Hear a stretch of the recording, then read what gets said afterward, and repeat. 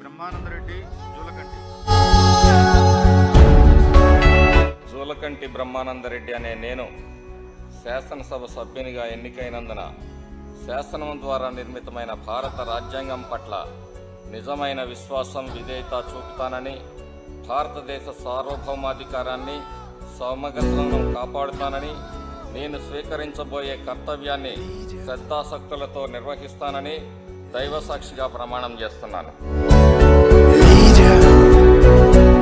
ఆంధ్రప్రదేశ్ శాసనసభ సభ్యుడినైన జూలకంటి బ్రహ్మానందరెడ్డి అనే నేను సభా నియమావళిని కట్టుబడి ఉంటానని, వాటిని అనుసరిస్తానని, సభా మర్యాదలను పాటిస్తానని, సాంప్రదాయాలని గౌరవిస్తానని దైవసాక్షిగా ప్రమాణం చేస్తున్నాను.